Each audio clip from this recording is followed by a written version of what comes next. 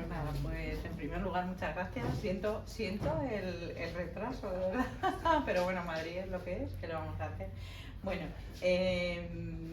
quería dar las gracias, bueno, a todos los que estáis aquí por haber venido, por supuesto, y luego también a José Ignacio García, que bueno, nos hace mucha ilusión que haga su primera presentación aquí en Madrid y que además sea en Odisea, o sea que te lo tenemos que agradecer, José Ignacio.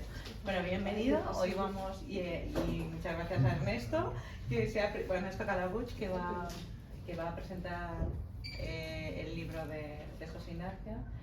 Y muy agradecida como siempre. Yo como a Ernesto le considero como el padrino de Odisea. Él no lo sabe, le hemos puesto el San Benito, pero no lo sabe. Pero bueno, eso ha sido un poco el que... Y la primera presentación que se hizo fue aquí contigo. O sea que bueno, pues la verdad que le tenemos un especial cariño. Así que estamos encantados de esta presentación que va a tener lugar hoy. Y bueno, sí, vamos a presentar La memoria de los crisantemos, que es este libro de relatos maravilloso.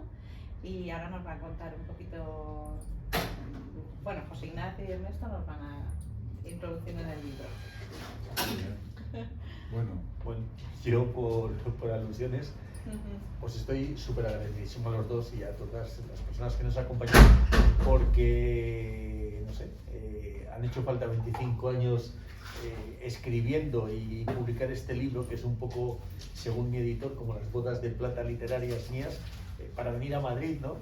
Yo qué sé, dicen los taurinos que a Madrid hay que venir cuando uno está muy preparado, ¿no? Pues a lo mejor literariamente pasa lo mismo, ¿no? Que a Madrid hay que venir cuando uno ya cree que tal. Bueno, yo a lo mejor hubiera podido venir antes si no se han dado las circunstancias, pero estoy agradecidísimo de estar aquí contigo, con tu hospitalidad, con tu amabilidad, y no tenía ni idea que teníais esa relación cuando hablé contigo para presentarlo, porque yo tenía, no sé, este libro me está pasando que estoy yendo a muchos sitios y en todos los sitios a donde voy, si son unas bodas de plata, las bodas de plata las celebras con los amigos. Entonces, yo en cada sitio quiero celebrar la presentación del libro con personas que para mí son muy especiales por algo, ¿no?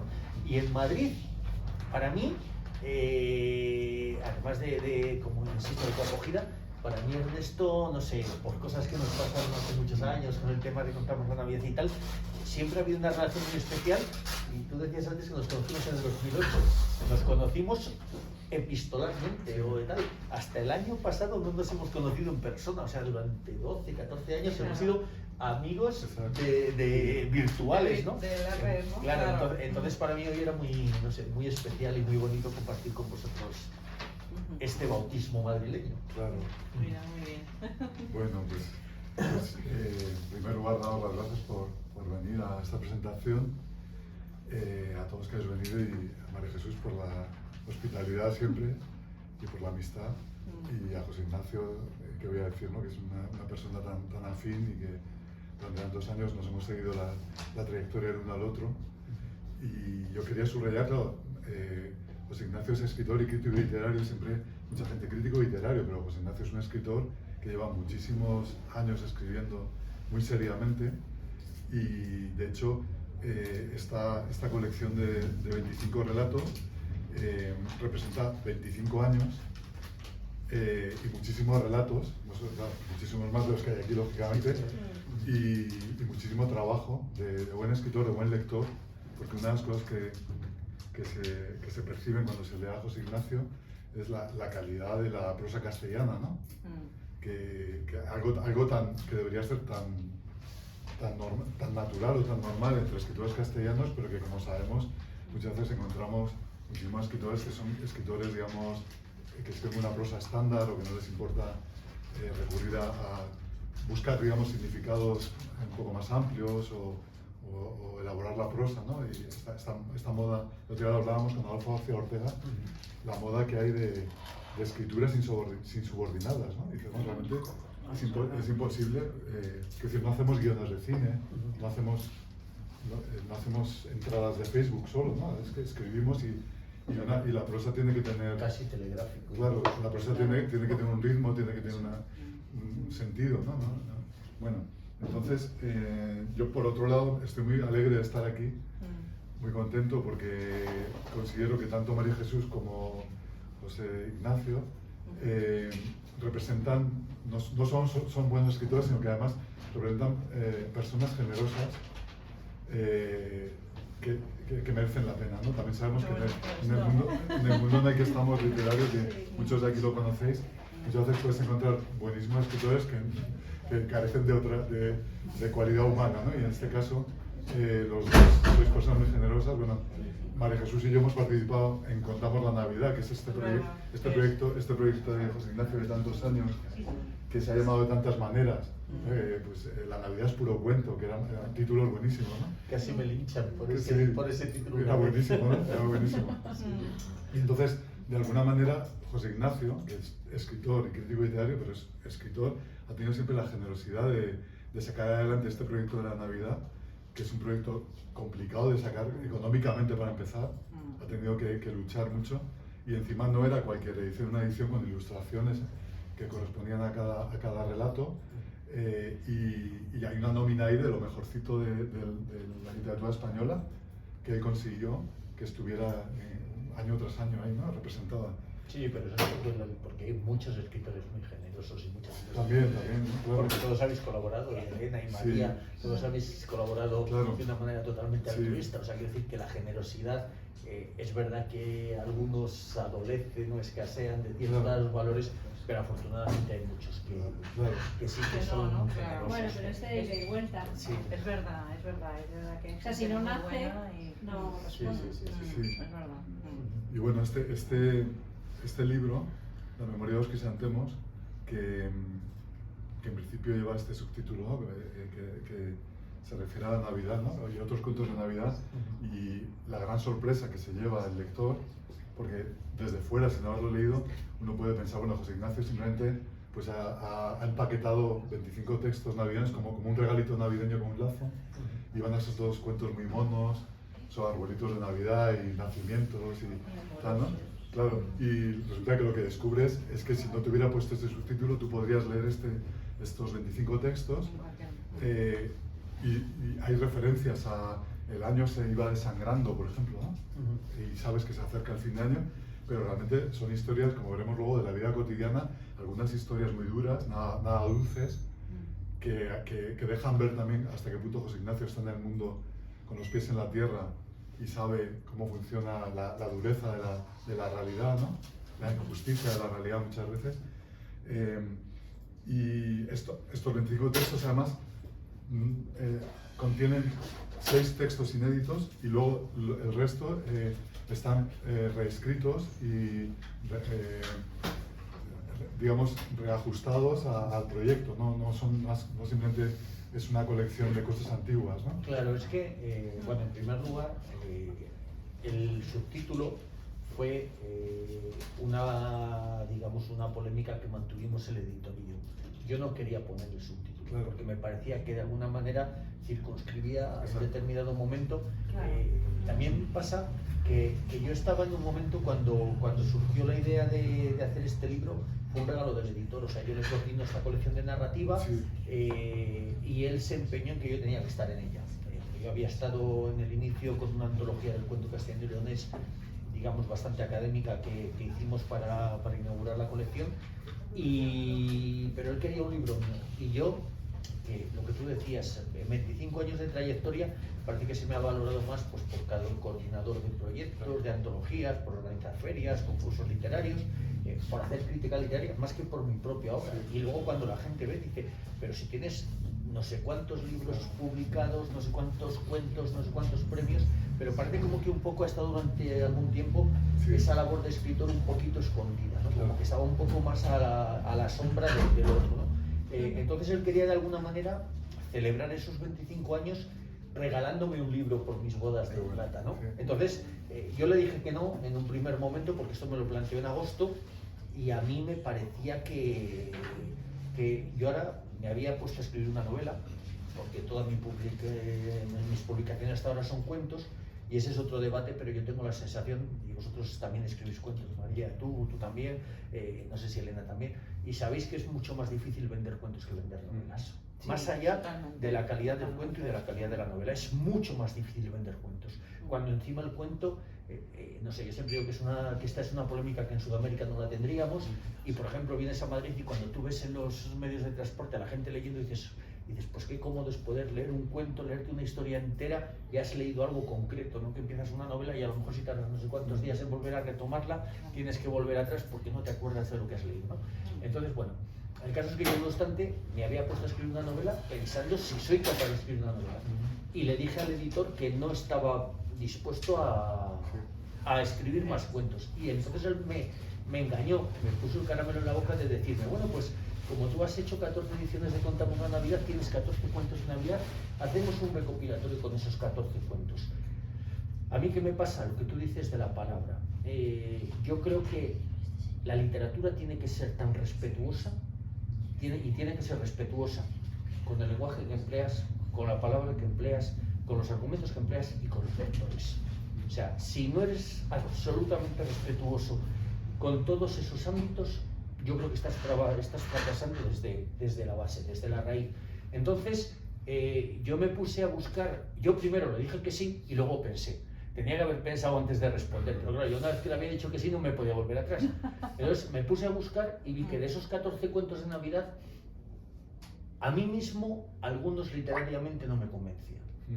Yo si soy crítico para criticar la obra de los demás, os aseguro que soy infinitamente más crítico para criticarme a mí. Isabel muchas veces me dice que me quiera más, porque soy tan exigente que busco cosas que a lo mejor en los demás no busco. Entonces, no sé si luego eso se manifiesta en lo que publico, ¿no?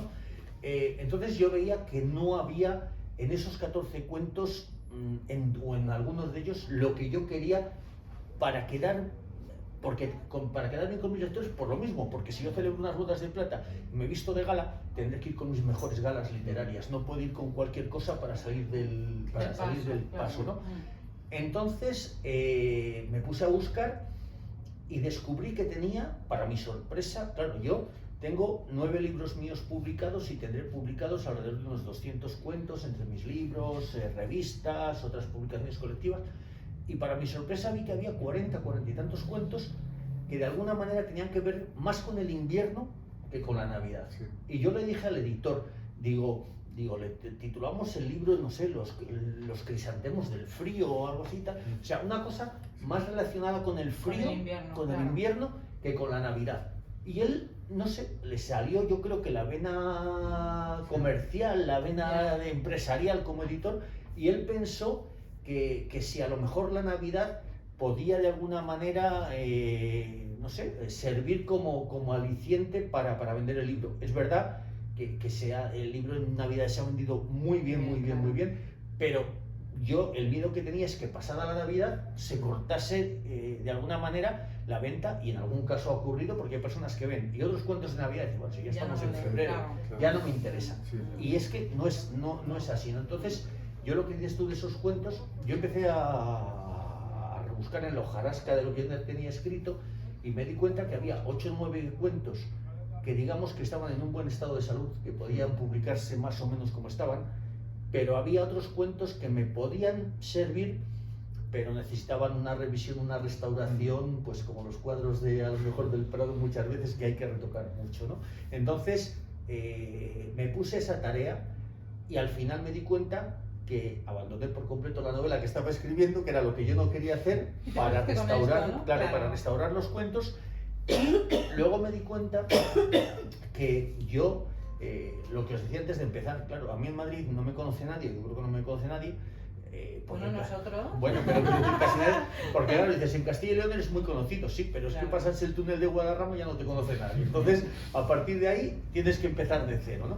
Entonces, no sé, para esos lectores que sí que me conocían mucho, yo decía, digo, ¿cómo les voy a dar más de lo mismo? O les voy a dar un libro en el que todo lo que haya, aunque esté restaurado, digamos, pero ya conocen esas historias, ¿no? Y entonces pensé en que había que hacer algo nuevo, y entonces escribí lo que dices tú, esos 6 cuentos, que son el primero, el penúltimo, el último, y otro par de ellos por ahí, y sí que en esos cuentos está un poco buscado ya el sentido de darle el título al libro, la orientación que yo le quiero dar a la colección. Y luego luego si queréis hablamos, pero por ejemplo el primero y el último son dos cuentos que no sé, seguro que a vosotros también os pasa, llevaban revoloteando en mi cabeza muchísimos años y no habían salido, ¿no? Y luego de repente, siendo casi los dos cuentos más largos del libro, cuando han salido casi como un vómito, o sea, ha sido como una irrupción de que cuando han dicho, ahora ya sí, han salido casi bueno, con esa fuerza. Claro, y recordamos que hay como 3 o 4 cuentos en los que sí se ajusta, digamos, a lo que uno diría un cuento de Navidad, pues de niños que esperan regalos imposibles, por ejemplo, que me hizo gracia porque claro, una de las cosas que hace un buen escritor también es dar las notas de época. Entonces, claro, este niño desea el Scalestric y el Lexing Castillos, ¿no? Para los que tenemos una edad sabemos lo que era el Lexing Castillos. O la bicicleta, el Lexing Castillos y el Scalestric, ¿no? Claro. Que quedan como los regalos más ansiados, ¿no? Más deseados. Y hay algunos que ha hecho una cosa muy curiosa, José Ignacio, que de repente se ha traído a los Reyes Magos a la Alicia de los narcos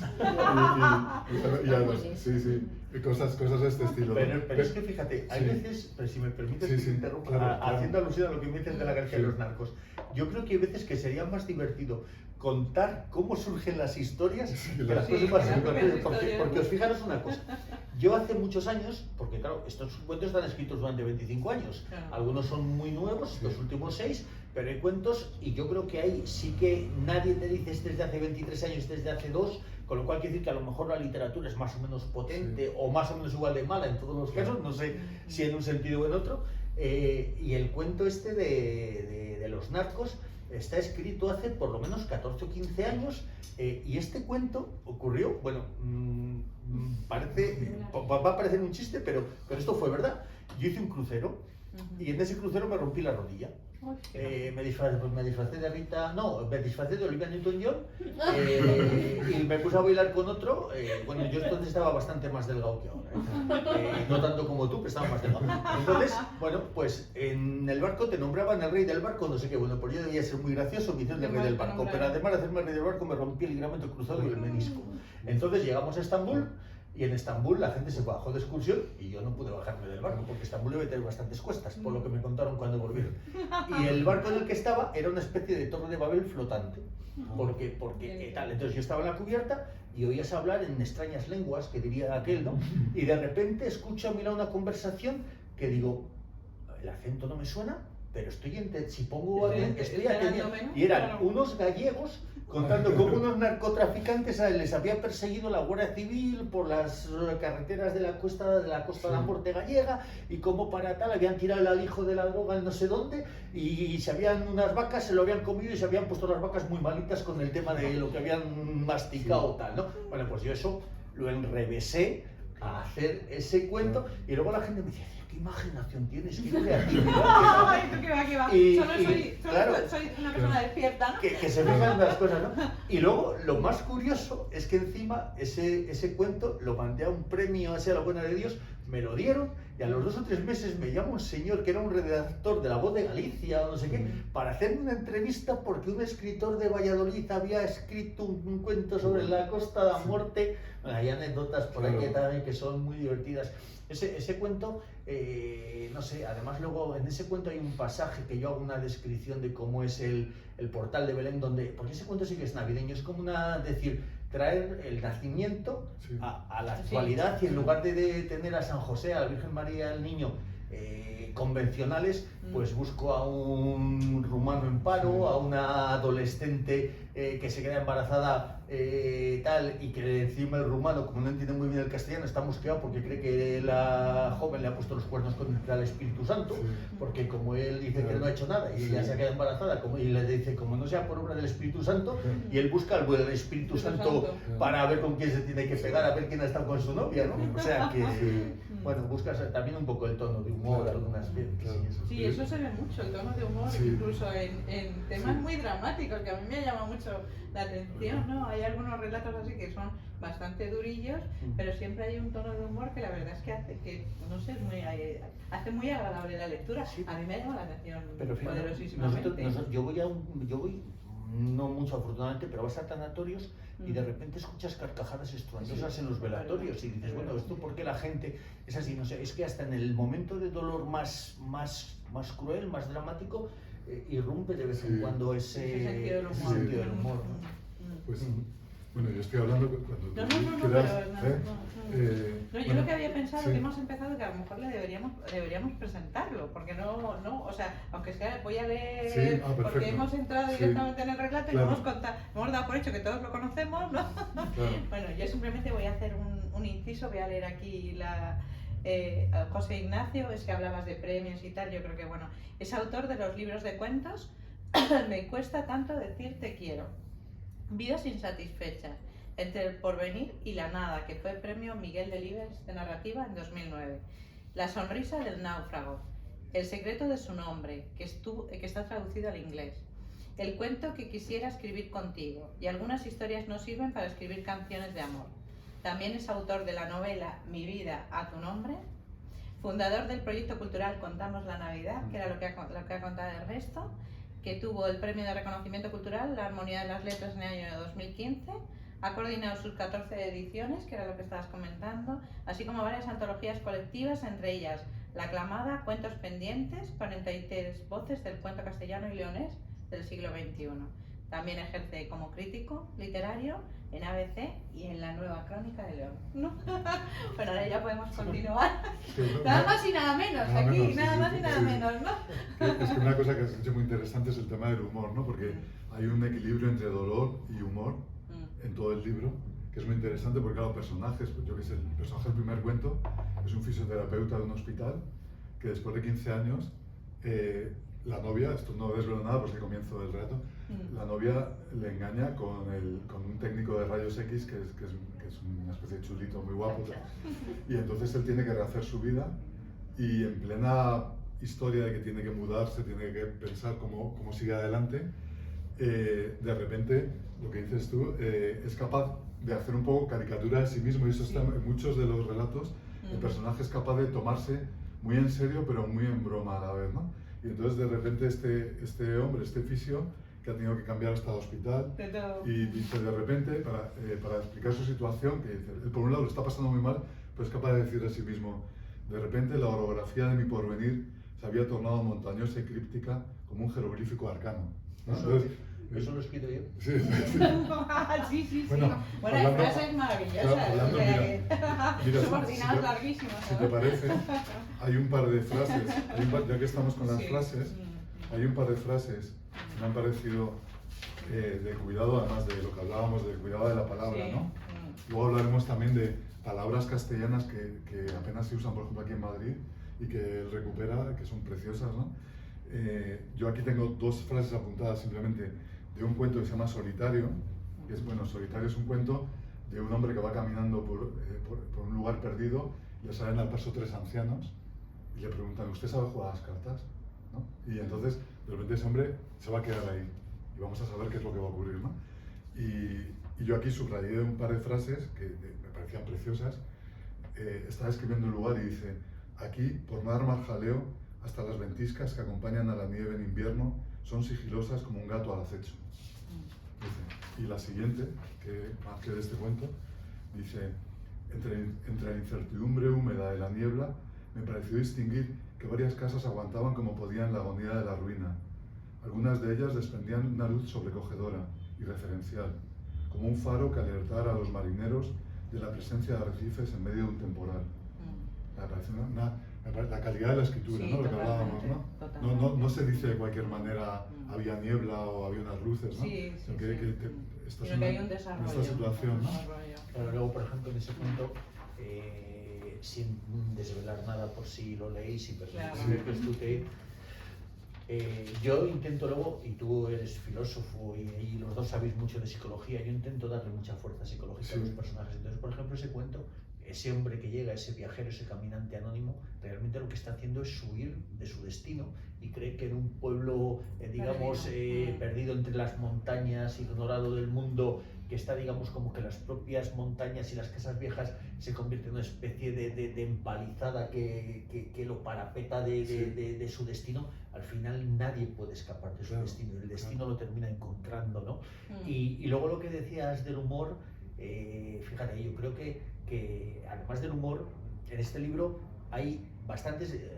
Quizá lo que yo creo que hay más navideño son los guiños a la infancia, a los niños, Sí. pero niños con muy mala leche. Sí. O sea, niñas que a sus primas las tienen ojeriza, niños que saben que los Reyes Magos escriben igual que sus padres con la misma caligrafía, pero se hacen los complacientes para que los padres no sufran. Pero claro, en el fondo a lo mejor lo que pasa es que yo dejo caer como diciendo, a ver si voy a desvelar la historia y se va a terminar el chollo. Entonces, claro, yo creo tal. Y luego hay un final de un cuento que a mí me parece a la vez, digamos, original y me parece atroz. Que hay un cuento que se titula La Nevada, que también es un precioso, cuento, que ese cuento termina con una frase más o menos que dice que en el cenicero descubrí que las colillas o algo así, que los Reyes Magos, como mi padre, fumaban ducados, ¿no? Entonces, eso es de repente como decir, has pasado de la infancia a que se te desvele la ingenuidad, la magia de la niñez, solo por, no sé, como que en lugar de un CSI de Estados Unidos, un CSI de 8 o 9 años que ha descubierto que por la colilla del tabaco, quien realmente son los reyes son los padres, ¿no? Es decir, ese tipo de cosas, a mí no me gusta contar las cosas desgranadas, quiero que la gente se las imagine. Y en ese cuento que es un cuento poético y un cuento redondo, y es un niño que está deseando la llegada de los reyes y tiene miedo de, como hay una gran nevada, a ver si no van a poder llegar los reyes, ¿no? Claro, está en un pueblecito, además que está muy bien ambientado. O sea, está el niño en el pueblecito y está el abuelo, cómo habla con el abuelo, esa relación que tiene con él, que es así como muy, es un señor muy de campo, ¿no? La manera en la que se expresa. Luego Ese abuelo era mi abuelo, Sí, es que está relatado. A mí es uno de los que, vamos, me ha gustado mucho precisamente eso, la visión que tiene del niño y luego la forma en la que, sin dar grandes explicaciones, cuenta cómo se relaciona toda la familia, ¿no? Y la verdad es que a mí me ha parecido precioso, o sea, esa manera de retratar al abuelo, que es un señor duro, que se ve que es un señor curtido por la vida, pero a la vez que tiene esa ternura hacia el niño, ¿no? Y cómo la expresa. O el tío que había emigrado y entonces venía siempre con un coche nuevo al pueblo, ¿no? Claro, estaba en Alemania, traía un Mercedes y para el pueblo... Claro, era como el triunfador. Y a la vez estás viendo el inmigrante español de esos años que está alcoholizado y que ha ido a trabajar donde puede, como muchos españoles que van, y hay una especie de admiración del niño hacia él porque sabe que es un buen hombre y que le quiere, pero al mismo tiempo está viendo el deterioro del tío, ¿no?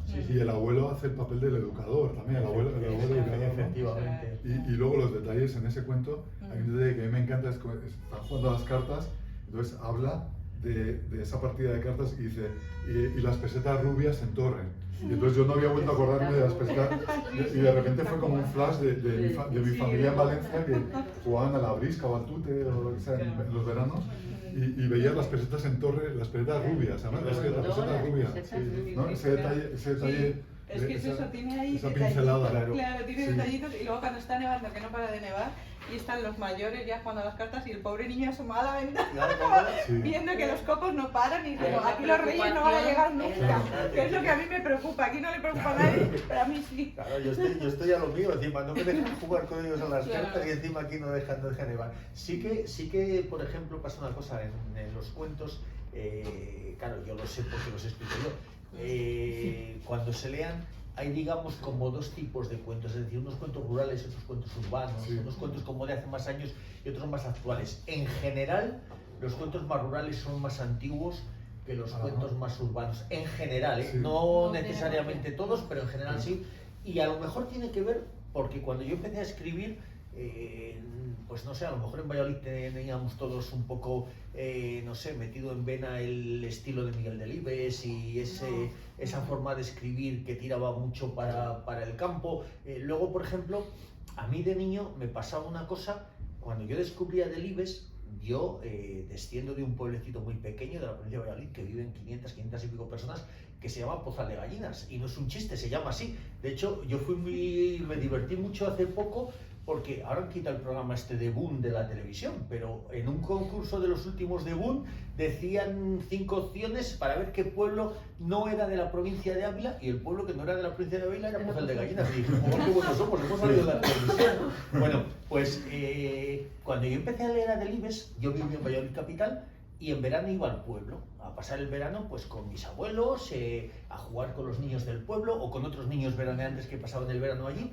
Y entonces a mí me pasó que leyendo a Delibes descubrí que los personajes de Delibes, los personajes del Camino, de las ratas, de los Santos Inocentes, eran, bueno, los Santos Inocentes fue luego más posterior, las ratas, el Camino, eran, digamos, mi abuelo y los otros señores que yo conocía del pueblo, los señores con la boina calada, con el bastón, con la faja, con no sé qué. Y entonces a mí eso me interesó mucho, ¿no? Porque lo que decís de mi forma de escribir, humana, realista, tal, es lo que me interesa. O sea, yo respeto mucho a la gente que escribe literatura fantástica, distópica, no sé qué, tal, y de hecho a veces reseño cosas y me interesan y me gustan, pero a mí me gusta escribir de eso, de lo humano, de lo cercano, de lo que a mí me llega al corazón y de lo que me conmueve, porque yo creo que con ello yo también puedo conmover a otras personas, ¿no? Y bueno, entonces sí que pasaba eso, que a lo mejor en mis orígenes me sentía más cómodo, no sé si os habrá pasado a los demás, que cuando estás empezando parece que te mueves como con más comodidad en territorios más o menos que dominas y que conoces. Luego después ya te atreves a experimentar, a abrirte, ¿no? Pero luego hay una mezcla muy fértil, me parece, que es que junto con ese realismo hay un punto a veces oscuro, a veces chocante. Santiago Redondo, en el prólogo que te hace, en la introducción, él destaca la variedad de temas, que es cierto, porque cualquiera que lea el libro, y luego destaca los finales sorprendentes, ¿no? Y esto a mí me parece que es estupendo, porque muchas veces dices, pues, me estoy acordando de un cuento en el que hay una historia de un chico que va a conocer en Navidad a la familia de la novia, y entonces, claro, quiere quedar muy bien, y va a haber una gran comida, y entonces ya le ha advertido que algunos le apreciarán y otros son más bordes, tal.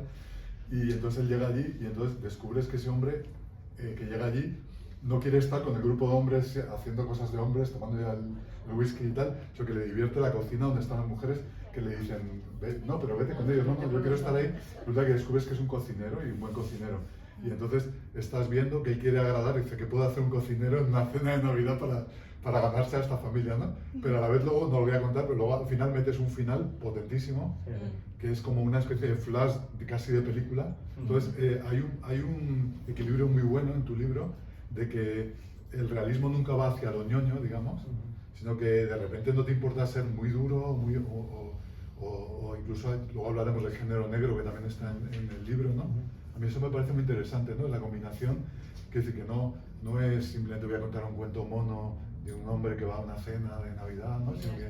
Claro, es que a mí lo que tú decías antes de que yo leía mucho y se me nota cuando escribo, pues, hombre, es evidente. Yo, por mi oficio de crítico, recibo infinidad de libros, descarto muchos porque no puedo. A mí hay veces que me dicen, ¿por qué solamente reseñas libros en los que hablas muy bien de ellos? Digo, pues es que estaría morcotudo que teniendo, digamos, muy poca capacidad de crítica, porque hago 3 o 4 críticas al mes, que me dedicara a destrozar a los autores, a los libros y a hablar de libros malos. Digo, ya que puedo reseñar pocos, voy a reseñar libros que a mí me gustan y que además lo que intento es animar al resto del mundo a que lea esos libros. Si yo digo que es que esto es muy malo por tal, ya llegan los de un grupo mediático y ponen a parir a los de otro grupo mediático y viceversa, ¿no? Yo hablo de libros que me gustan, ¿no? Entonces, bueno, pues no sé, es un poco eso, ¿no? Hacer lo que te gusta, lo que te apetece, ¿no? Sí, claro. Y hablando de Delibes y del cuidado del lenguaje, ya en el primer cuento el lector ve ese cuidado, ¿no? Entonces, cuando este hombre, este fisio que tiene que cambiar de casa y tal, hay una mujer que le ayuda en la mudanza, en la limpieza de esa casa, y claro, tú no dices, vamos a dejar la casa muy limpia, sino que dices, verás como en un santiamén dejamos la casa como un jaspe, como un jaspe, ¿no? Como un jaspe. Me pareció precioso, como un jaspe, ¿no? Lo estás imaginando como ese cambrillo, ¿no? Fíjate, yo no soy mucho de utilizar frases hechas, sí, porque creo que el escritor tiene que currarse un poco lo que escribe, pero esa, por ejemplo, por allí sí que es una frase bastante común, bastante conocida, ¿no? Lo que pasa es que, fíjate, yo en ese cuento con todo lo importante que es la figura del hombre, a mí no sé cómo decir, me cautiva mucho más la figura de la mujer. La vecina, la nueva de vecina. la nueva vecina. Sí. Encima, yo en esa mujer, yo creo que es un cuento que realmente los dos protagonistas están huyendo de sus fantasmas, Sí, los sí, dos, sí. y de sus fracasos, ¿no? Y él, quizá porque también eso está en la mentalidad, yo creo que los hombres en general necesitamos más otra vez el cariño, y las mujeres cuando habéis sufrido os cuesta más, digamos, atreveros a afrontar otra relación en profundidad, ¿no? A lo mejor algo más superficial, vaya, pero atreverse a comprometerse. Y entonces hay una figura en ese cuento que yo hablo de una mujer que tiene la mitad del cuerpo en color y la mitad en blanco y negro. Sí. O sea, un poco por eso, ¿no? Porque es una mujer que por un lado se quiere abrir a la vida, otra vez a la posibilidad de que pasen cosas, y por otro lado hay una parte de ella que la sigue atando al pasado. Y además en ese cuento luego hay temas de gran calado, porque por ejemplo, junto con esta peripecia, se plantea si es posible el perdón después de la infidelidad, que yo me acordé, como ya que está aquí María también, que también tiene, en vuelo de reconocimiento, tiene un cuento sobre este tema también de bueno, ¿se puede perdonar de verdad o se queda uno tan tocado, ¿no? Es complicado. Yo creo que todo depende, claro, depende de Sí. personas, pero es que a mí una cosa que lo que pasa es que lo que me gusta, a mí me gusta sugerir, me gusta plantear y digamos, lanzar la idea. Sí. Lo que no me gusta es convertirme en juez. Quiero decir, yo creo que el que tiene que decidir es el lector, y el que tiene que decidir digamos, por qué opta es el lector, y el que tiene que después, no sé, porque incluso yo creo que es que estas cosas que estamos diciendo, ¿a cuántas personas no nos han pasado eso? Es decir, ¿cuánta gente no ha sufrido un desengaño amoroso, una infidelidad? ¿Cuántas veces? Es que a mí una vez me decía un amigo, dice, claro, es que yo llevo con mi mujer 20 no sé cuántos, 30 años, y por media hora que está con otra mujer va a arruinar el matrimonio. Cabrón, con perdón, el matrimonio no lo va a arruinar tu mujer porque tú has estado media hora con otra, lo estás arruinando tú por haberlo hecho. Luego después estará en que en vuestra relación, en vuestra convivencia, en vuestra comunicación, decidáis si ella te da una segunda oportunidad, si esto tiene arreglo y se puede seguir adelante, o si por un desliz esto se ha acabado. Una persona va por la carretera, pisa mal, yo qué sé, acelera más de la cuenta y te has matado, y no tiene digamos, capacidad de que eso se revierta, ¿no? Claro. O sea que... Pero es muy exagerado. A mí me gusta mucho el personaje, el fisioterapeuta, porque es muy exagerado en su forma de plantear la vida, ¿no? Le pasa esto y rompe con todo. Es como decir, voy a morir mañana, y de repente aparece la vecina y ya como que ya no.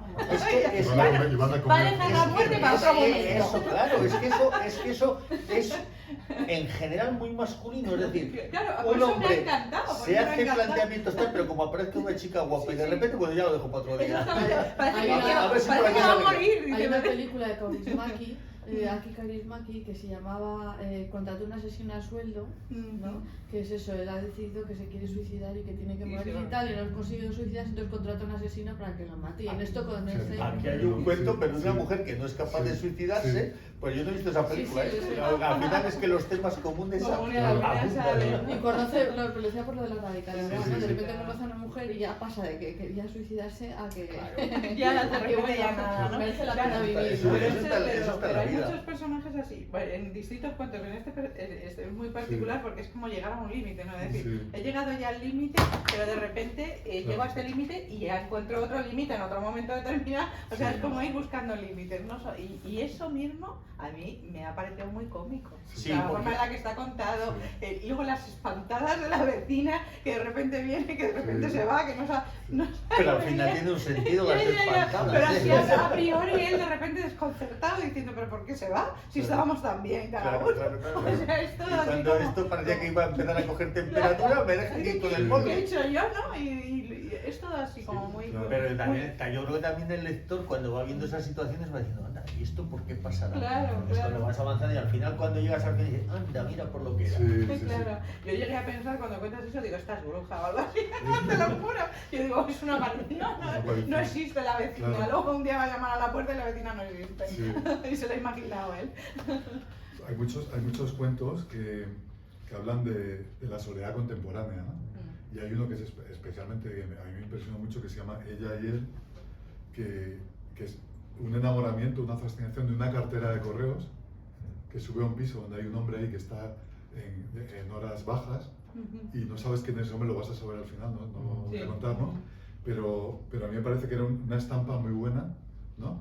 Y porque claro, esta mujer decide subir y una vez que conoce a este hombre que no está en su mejor momento ni mucho menos, pero de alguna manera quiere saber de él y quiere estar con él, ¿no? Y estás viendo esa figura que sospechas que ha tenido un pasado mucho mejor que el presente, ¿no? Y está ahí solo el hombre, ¿no? Yo creo que en muchos de mis cuentos al final hace falta un salvavidas al que aferrarse, ¿no? Sí. Y ese salvavidas puede ser una cartera, puede ser un amigo, sí, puede sea, ser ¿no? Claro, lo que sea, la vecina.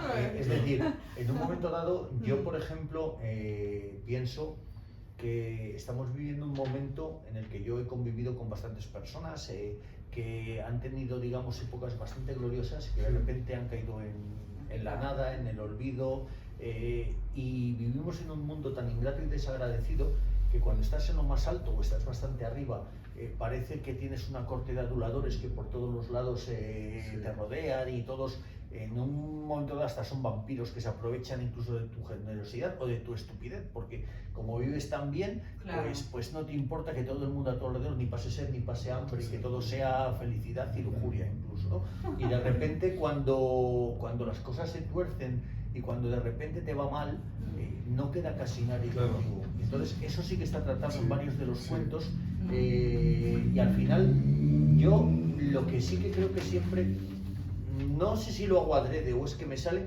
intento ser de alguna forma compasivo con mis personajes. Entonces al final parece como que a casi todos, no a todos, pero a casi todos les ofrezco como una especie de tabla de salvación a la que aferrarse para intentar darles como mínimo otra oportunidad. Algunos a otros, bueno, luego pasan cosas que no las vamos a desvelar con este cuento de ella y él, ¿no? Pero fíjate que incluso en ese cuento él tiene su momento de gloria. Claro, sí. Reverdece, digamos, pase, aunque al final pase lo que pase, pero le doy la posibilidad de que aunque sea por un momento, vuelva a ser quien fue, ¿no? Entonces, pues eso también me interesa mucho, dar ese tipo de... Sí, esa imagen, ¿no? Sí. Hablabas tú de esto, hay un cuento que se llama El amigo invisible, que habla justo de la mala y la buena fortuna, y yo ahí te veía a ti muy reflejado, porque tú eres una persona muy generosa. Bueno, para quien no sepa, José Ignacio es una persona generosa que cuando el pasado mayo María y yo estábamos invitados a Medina del Campo por él, que organizaba el Festival de Medina del Campo, bueno, lo voy a contar, estaba en unas condiciones de salud estaba con una sonda puesta, cualquier otra persona yo estaría ingresado. Y entonces él hizo un acto en el que me presentó mis dos últimos libros, con mucha calma, tal. Fuimos a comer con unas concejalas también de la organización, y como a las 7 de la tarde todavía José Ignacio dice: oye, ¿queréis ir a tomar algo? Tal? Oye, no, vamos a ir para Madrid ya y descansa, porque incluso la cara que tenías ya a esa hora era de estar muy fastidiado, y es una persona muy generosa. Y en este cuento, El amigo invisible, yo te veía a ti porque, claro, aquí hablas de un hombre que le ha tocado euromillones, y entonces ahí haces un balance de cómo en la vida unos descubrimientos tanto positivos como negativos, es que ves quiénes son amigos y quiénes no cuando estás en horas bajas, ¿no? Y este personaje que tuvo un pasado en el que, digamos, que era un empresario con dinero y con unas posibilidades, y por un asunto de salud cae en desgracia, y entonces de repente hay unas personas que dejan de contar con él. Entonces yo ahí veía que habías puesto mucho, algo muy personal en ese cuento, ¿no? Es bastante posible. De todas formas, es que el tema de decir el amigo invisible tiene, o yo intento que tenga un doble sentido. Por un lado, el amigo sorpresa, el amigo que no sabes quién es, y por otro lado, el amigo realmente invisible, en el sentido de que de repente has dejado de ser visible para el mundo.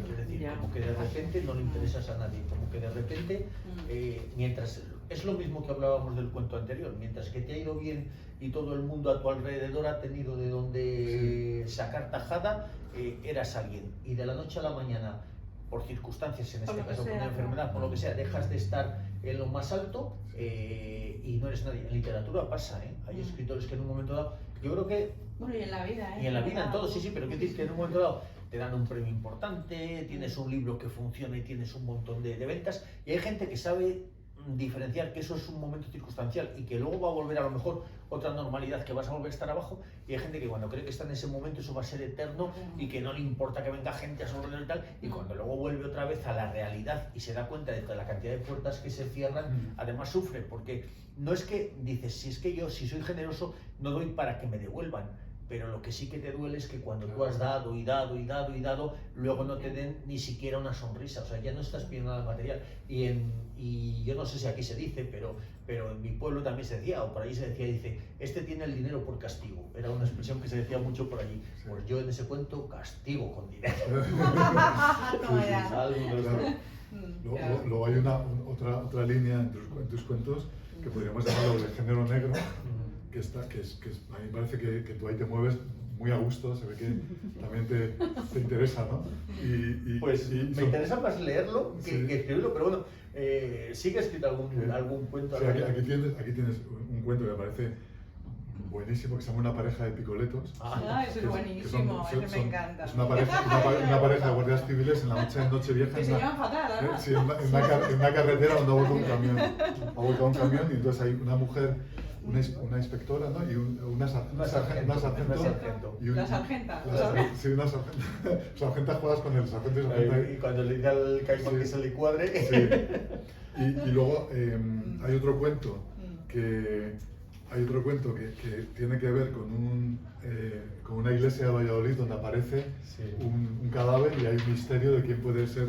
¿Quién puede ser, ¿no? Fíjate, yo por ejemplo, el cuento de los... Pero son bastante diferentes los dos desde mi punto de vista, porque el cuento de los guardias civiles, a mí me parece que es un cuento, por un lado, bastante poético, porque el final el desenlace es muy poético, y luego por otra parte, yo en aquella época tuve una temporada que me encantaba escuchar a Ismael Serrano. Entonces, yo tenía que meter a Ismael Serrano en Como ese fuera, ¿no? Sí, sí. Y Qué entonces bueno. hay una historia, de hecho el cuento está escrito por dos cosas. El cuento tiene bastantes años y está escrito porque había una canción de Ismael Serrano que a mí me encantaba, que hablaba de eso, de dos chavales que se escapaban adolescentes para ir a ver el mar y no sé qué, y que les para una pareja de picoletos y les lleva al cuartelillo pegándoles botes, no sé qué, y les fastidia el romance, ¿no? Y yo dije, yo esto lo tengo que plasmar, pero tiene que terminar bien. O sea, y en aquella época yo era más benevolente que ahora, pues hago eso, ¿no? Entonces era un poco... El caso es que, fijaros lo que será la literatura, que yo no sé por qué ese cuento, que estaba en otro libro mío anterior, porque ahora esto es una recopilación, de alguna manera llegó a Ismael Serrano.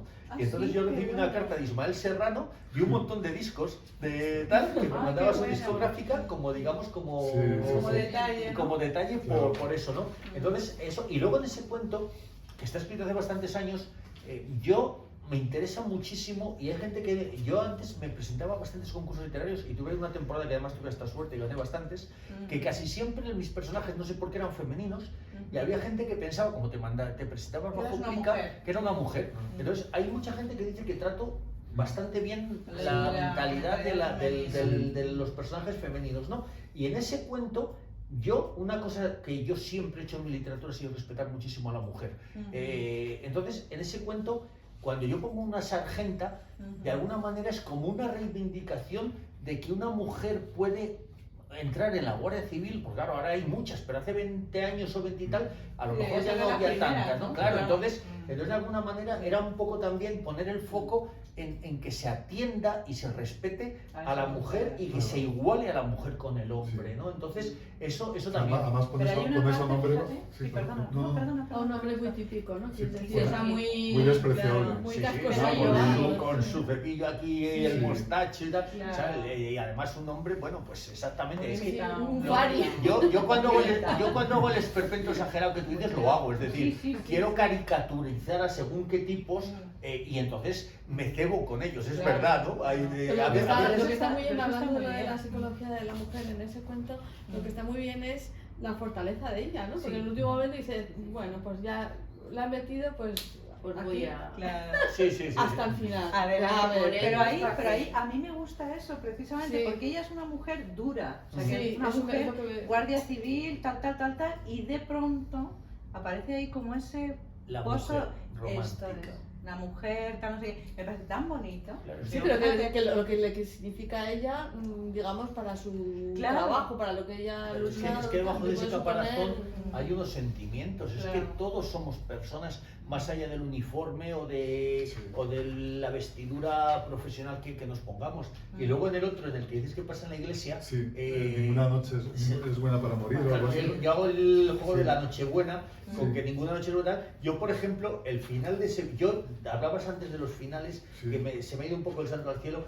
Yo creo que, por ejemplo, a mí me pasa que ahora, cuando yo leo, ahora hay una tendencia muy acusada en muchos escritores que escriben cuentos que yo defino como que son los cuentos del nadismo. Y digo nadismo porque no pasa nada. O sea, estás leyendo, me levanté, desayuné, salí a la cama, a la calle, trabajé, comí, volví a trabajar, volví a casa, cené, vi la tele y me acosté.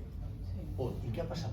Sí, es un día de tu vida, es la cotidianidad, pero no sé. Entonces, a mí eso me interesa menos, ¿no? Y ahora hay una corriente en la narrativa breve que está pasando muchísimo, incluso a algunos que se les está premiando mucho, y no lo escriben mal. Yo en el libro, perdón, que meta ahí también, en el libro este de relatos que escribí, hice como 3 relatos distintos, y el último es eso.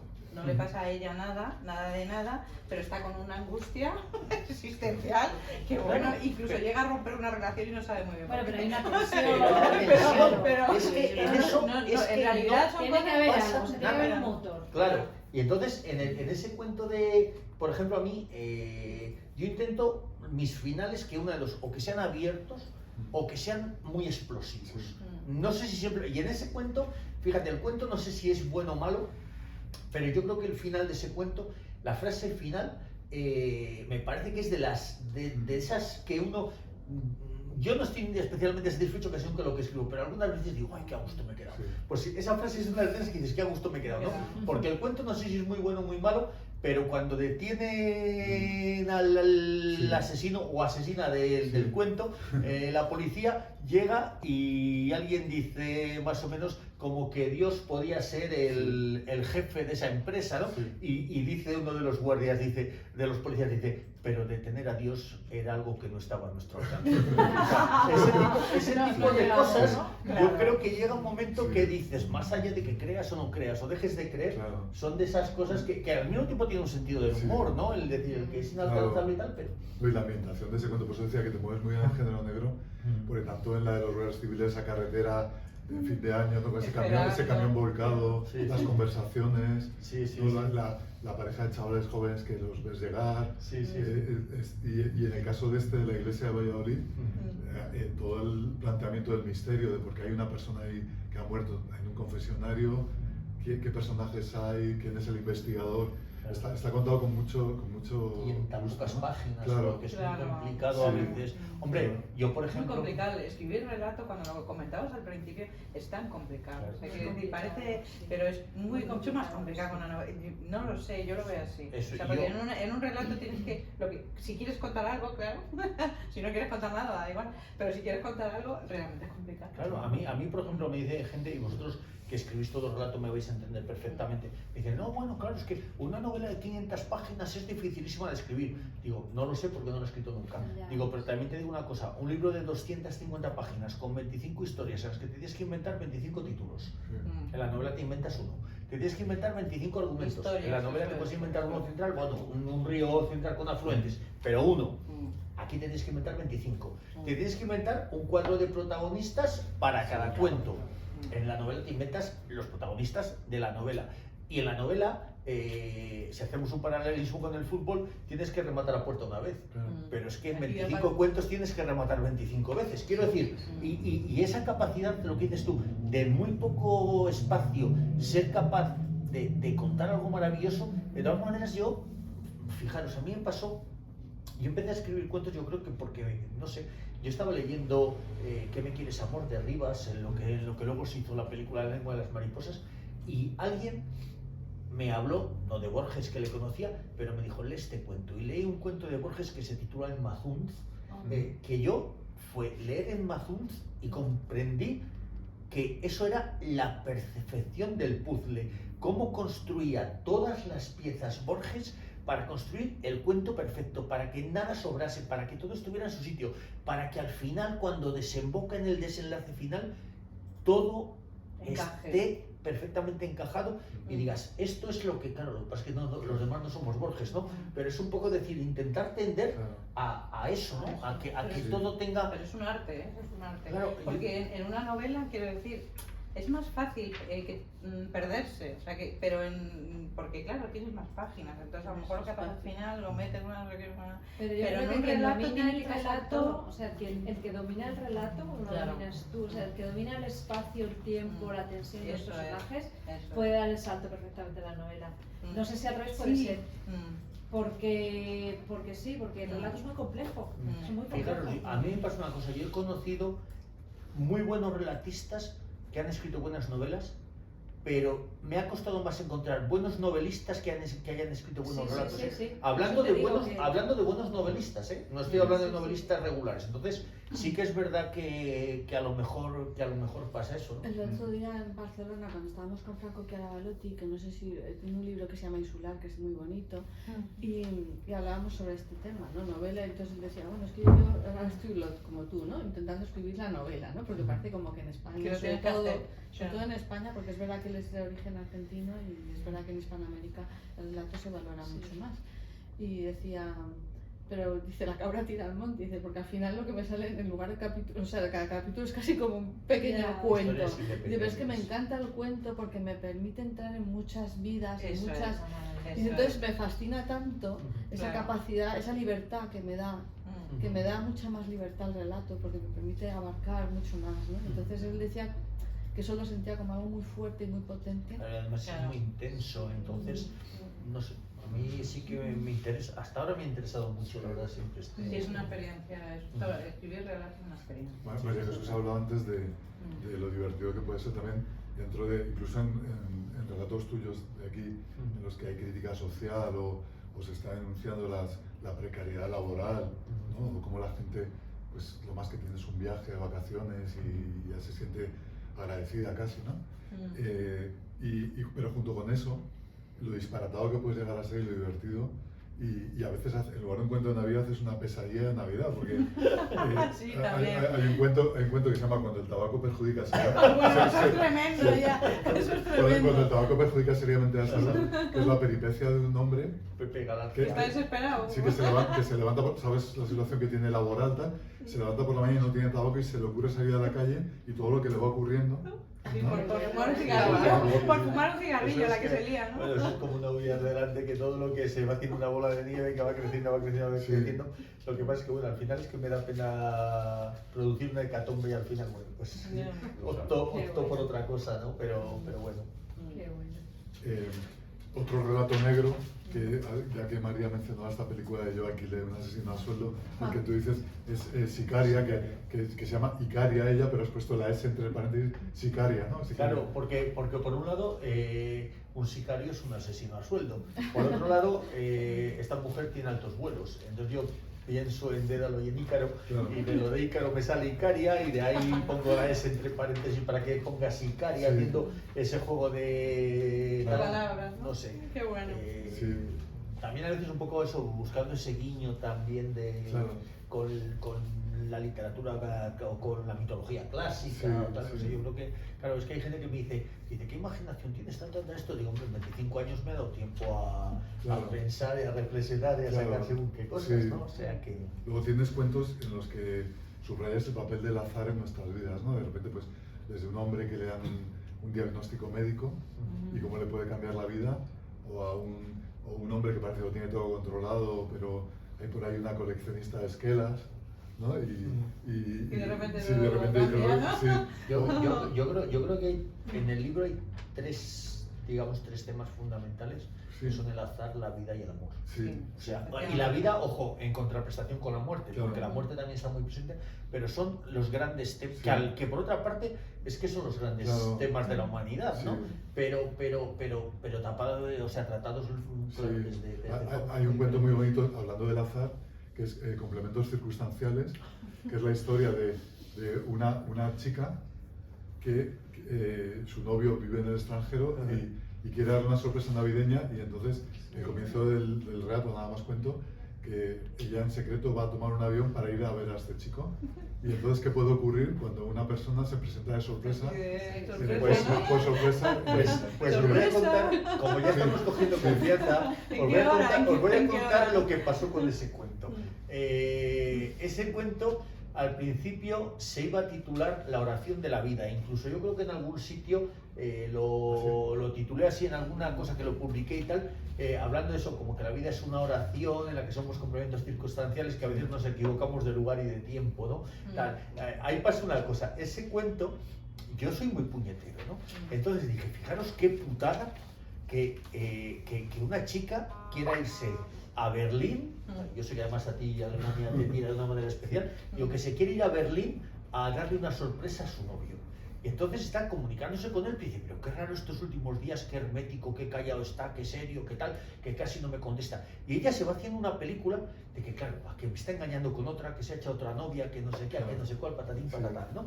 Y bueno, y entonces al final, lo voy a contar porque como hay 25 cuentos, aunque os cuente uno, lo bueno no es que cuente la historia, es que luego la leáis y la disfrutéis. Bueno, pues al final lo que ocurre es que todo lo que está pasando de ese, digamos, del mutismo del novio es porque él, que sabe que es un bocazas, que no puede estar callado, deja de hablar con ella porque sabe que si habla va a meter la pata, porque él está haciendo lo mismo. Es decir, en lo que ella se va a Berlín, él se está viniendo a España para pasar con ella la Navidad. ¿Qué ocurre? Que al final ella se queda en Berlín y él se viene a España. Bueno, hasta ahí que eso podía ser normal, resulta que el hijo de Isabel vive en Berlín. Digo el hijo de Isabel porque hay gente que piensa que Isabel y yo llevamos casados 40 años, pero no, llevamos juntos 10, maravillosos, pero 10.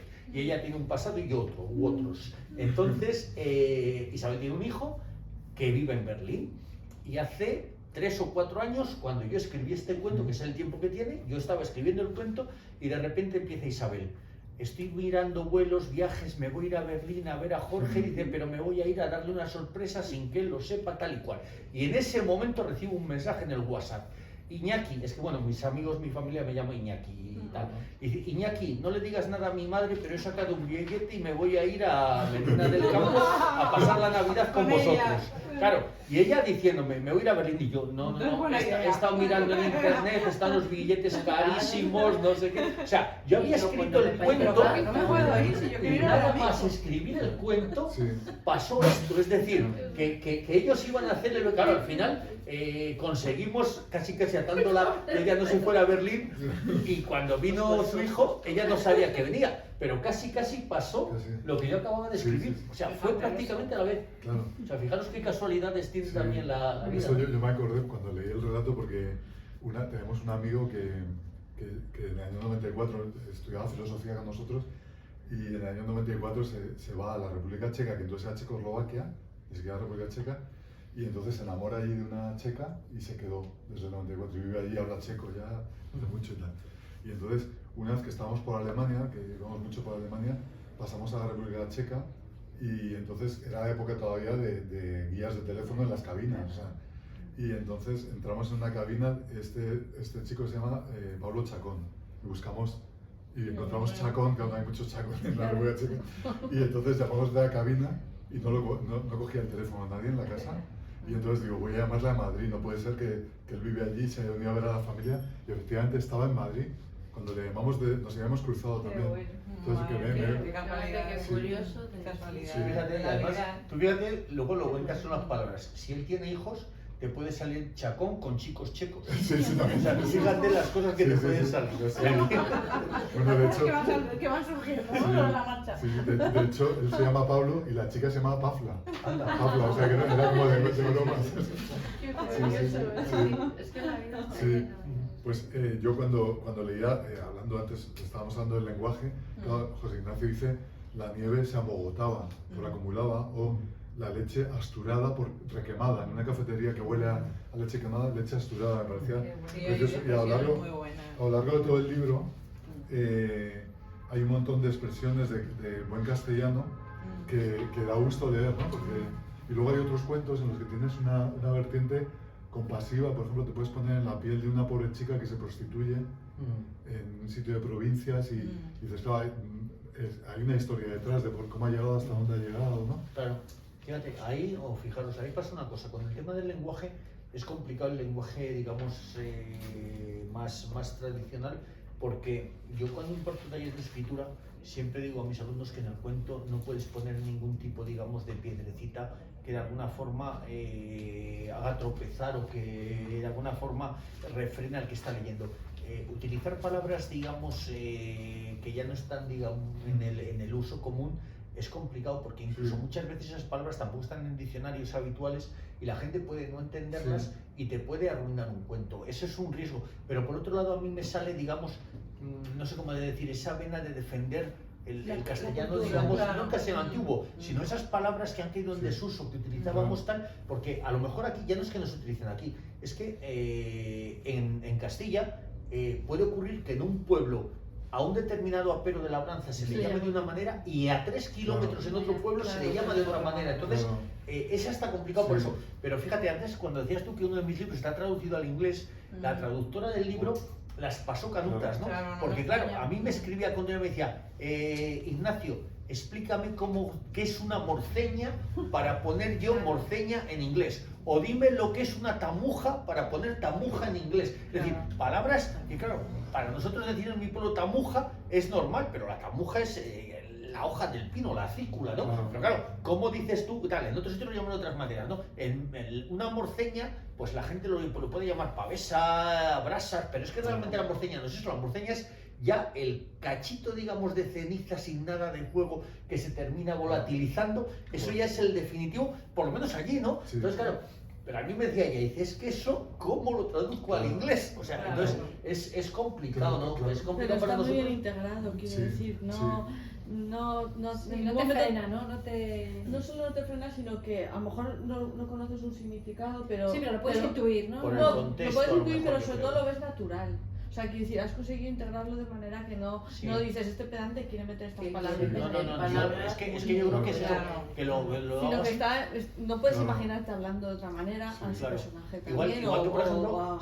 que por ejemplo lo de los finales sorprendentes, yo conozco gente que escribe finales sorprendentes, pero sorprendentes porque no tienen ni pies ni cabeza. Es decir, tú me has venido a contar una historia por una y de repente no me justifica esto no tiene coherencia, sino que se sujeta de ninguna manera. Y a mí, sin embargo, yo, cuando la gente ve mis finales, dice, anda coño, mira por qué pasaba esto. O sea, intentas que tenga una base sólida, aunque no la vieras, digamos, a lo largo de la trama, o yo creo que no se ve muchas veces. Pero tiene un sentido. No, pero es cierto, al terminar los relatos hay muchos que de repente dices, ostras, qué final, o sea, qué inesperado, qué sorpresa, ¿no? Eso es muy sudamericano, eso también es muy, no sé, yo a lo mejor somos, digamos, hijos de lo que leemos, ¿no? Y entonces, bueno, pues a lo mejor yo he leído mucha literatura sudamericana breve y pasa con la publicidad. O sea, si vosotros os fijáis, los mensajes impactantes de la publicidad, los argentinos son buenísimos haciendo publicidad, por ejemplo, además de que Yo solo he visto la del fútbol, es verdad que los del fútbol claro, son buenísimos. ese tipo también pasa un poco con la Tú, por ejemplo, usas en varios momentos del libro que nosotros diríamos atizar el fuego y dices enrojar la gloria.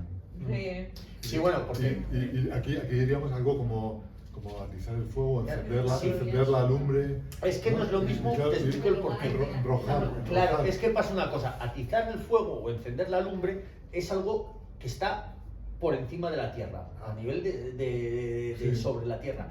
Las glorias son subterráneas, es decir, a lo mejor aquí no se emplean, pero en mi tierra las casas de antiguamente tenían, digamos, una especie como de cuevas subterráneas por debajo, es decir, ¿cómo se llama esto ahora? Que los suelos radiantes de ahora, eléctricos o de gas, eso lo inventaron los romanos hace mucho tiempo y los señores de los pueblos de Valladolid pues cogían lo que llaman la ramera no es una prostituta, en mi pueblo la ramera es las ramas de los pinos, las cortan las que sobran y tal, y entonces con eso enrojar es decir, llenas de la ramera, de leños, de madera, llenas ese espacio que hay por debajo, y lo llamaban la gloria porque claro, luego eso normalmente lo que calentaba era pues el dormitorio de la alcoba del matrimonio titular de la vivienda, la gloria, el salón, el comedor de la casa, y entonces salía el calor de abajo hacia arriba, Claro. y eso era enrojar la gloria. Y luego, por ejemplo, en otros cuentos hablo pues eso, de las lumbres bajas, de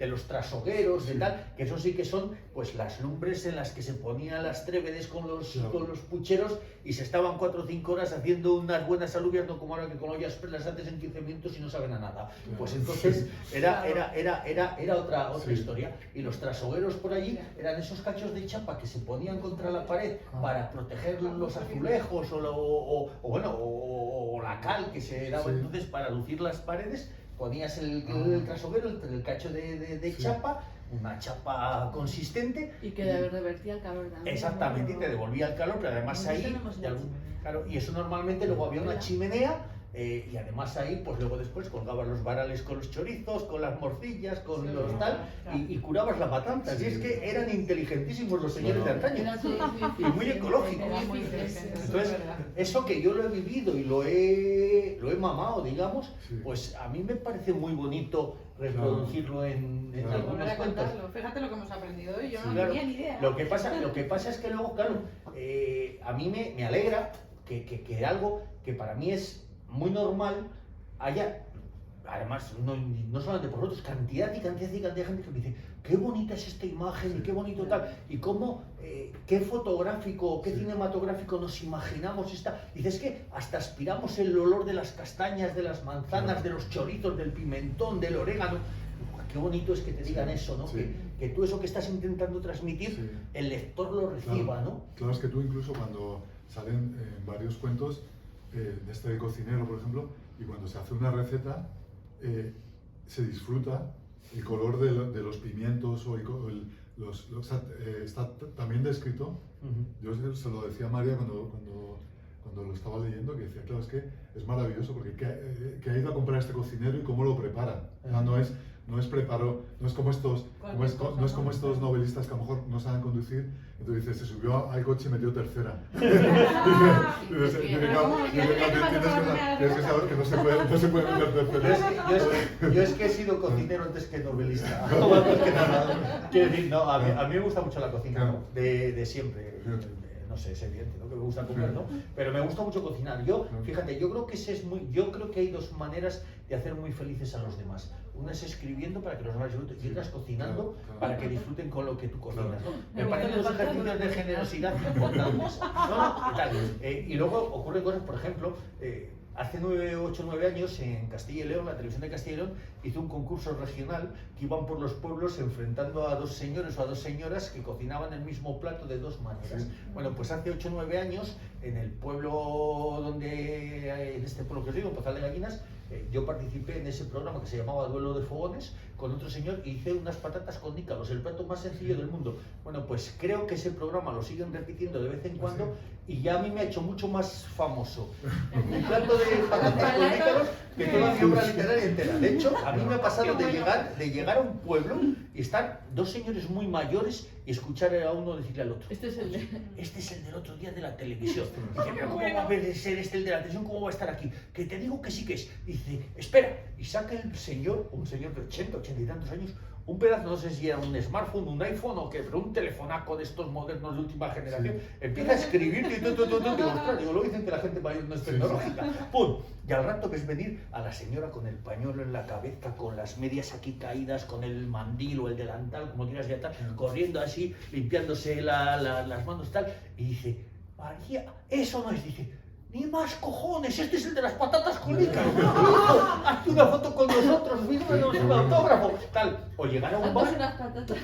y pedir el desayuno y cuando voy a pagar me dicen, no, le han invitado. ¿Cómo que me han invitado? Sí, aquel señor del fondo. Yo mira, aquel señor del fondo, y si yo este señor no le conozco de nada. Pues me había visto en la televisión y le había hecho feliz verme cómo cocinaba. Además Isabel y yo nos dimos el único beso de tornillo de todo el programa. Sí. ¿Qué tal? Pero de todos los que emitieron. Claro. Y bueno, yo decía, digo, ¿qué poder tiene la televisión que con un programa Sí. tan simple, Claro. la cantidad de gente Sí. que te ve? Bueno, la cocina se mueve. Aquí hemos tenido uno de los bestsellers de Navidad, es el de Arguiñano. Sí, por eso es que es eso, ¿no? Y la televisión, fijaros la cantidad de programas de cocina que hay porque funciona, ¿no? Pero a mí la cocina me gusta mucho. Ese guiso de bacalao, hace muchos años me lo inventé yo. Lo presenté a un concurso y no me querían dar el premio porque decía era un concurso para aficionados y el presidente del jurado era un cocinero muy famoso de Bilbao. Y decían que ese plato era de algún cocinero famoso y como había algo de tela en el premio, lo había escrito, o sea, lo había cocinado un cocinero, me lo había dado a mí, yo lo había presentado para luego repartirme el premio con él. Y me hicieron un examen teórico para que les explicara qué había hecho y qué procesos había seguido y cómo tal. Y en no sé qué punto, no sé por qué, me dijo, no nos cuentes más, lo has hecho tú. O sea, yo no sé qué dije de algo de lo que les conté, que entendieron que era claro que lo había hecho. Claro, O sea, claro. a mí me gusta mucho también eso. Claro.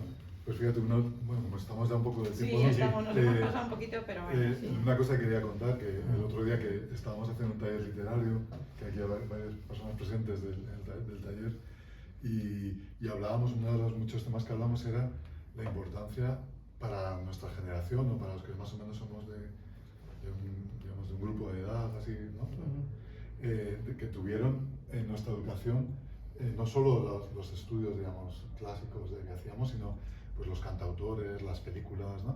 Y a mí una cosa que me gusta mucho de tu libro es que de repente sale Perales y sale Corbalán.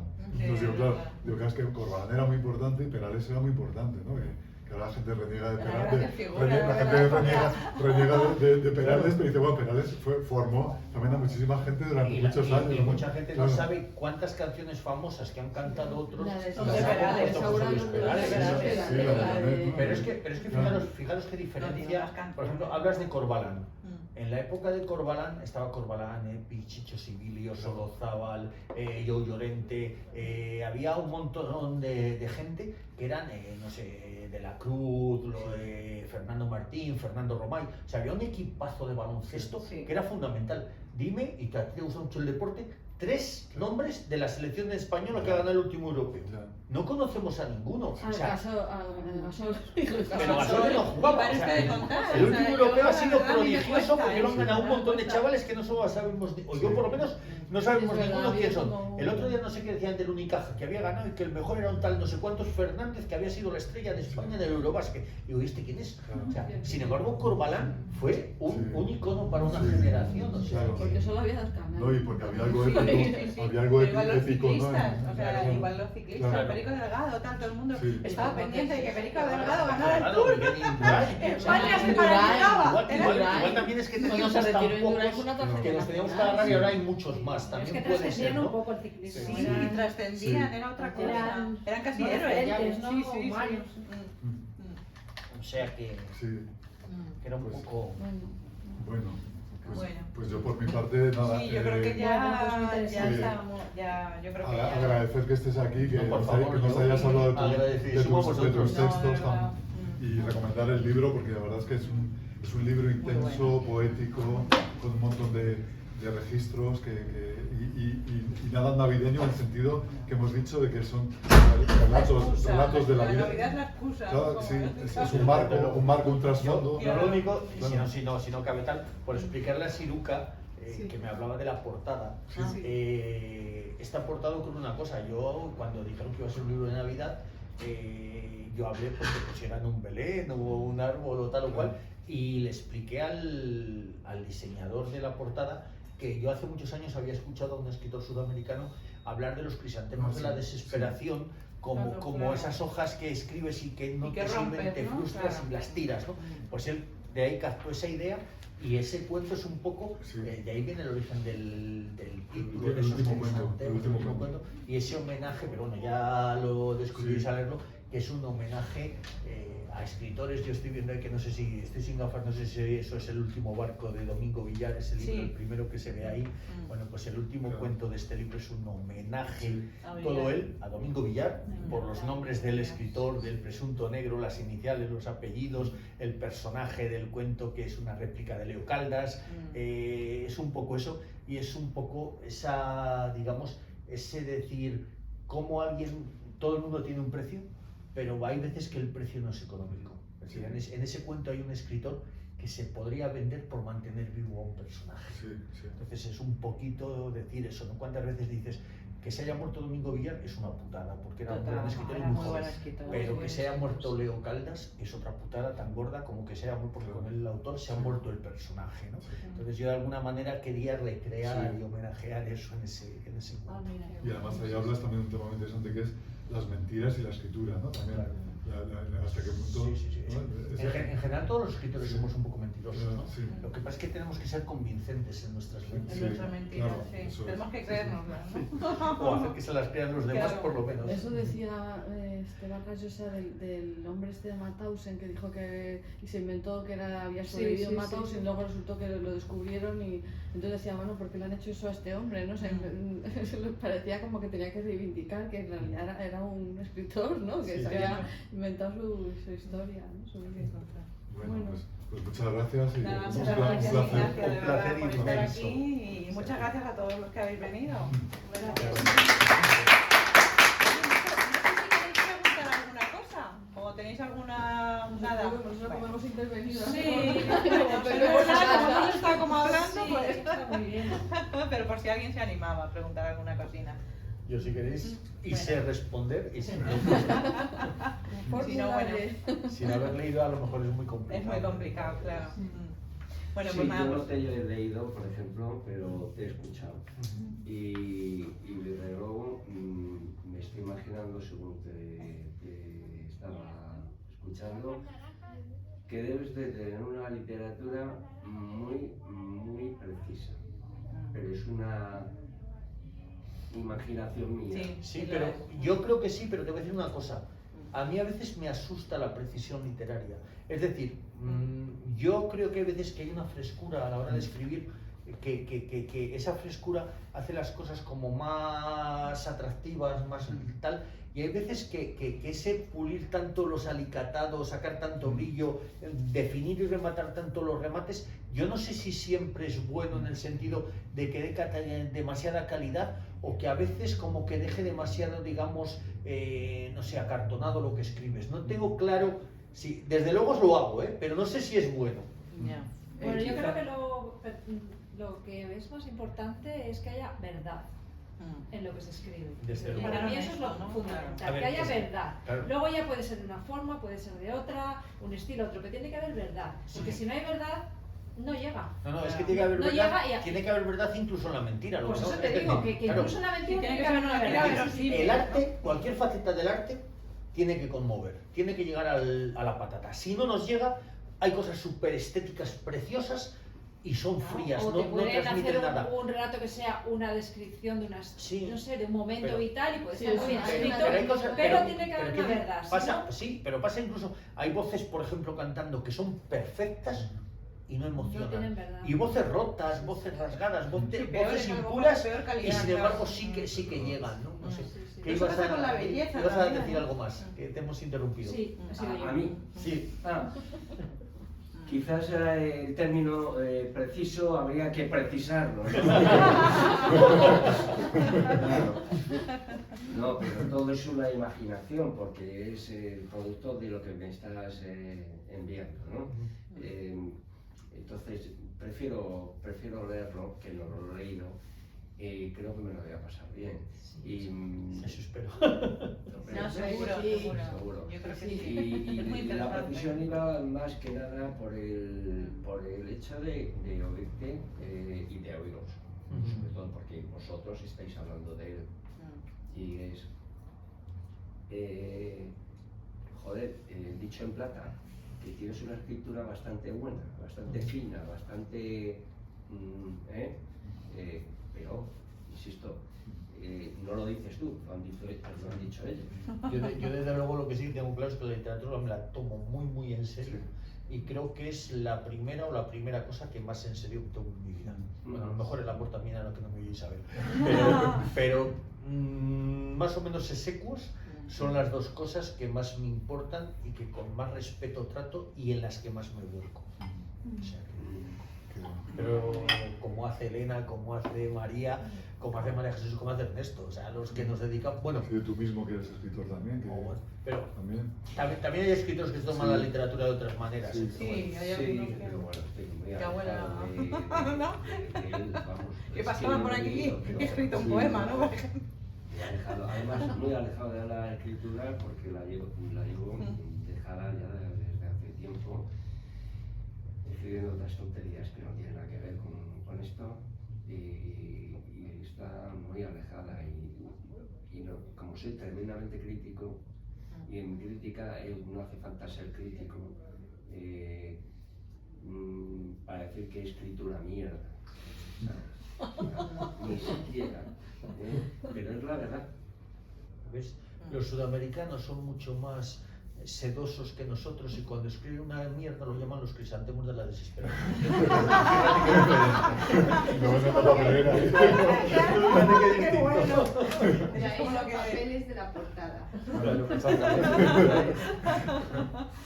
Eso es. Bueno, Eso es la muchas secaña, gracias. ¿eh? A vosotros. No la Muchas producción. gracias, de verdad. Ya Muchas vosotros. gracias, muchas gracias a Estoy todos. súper encantado.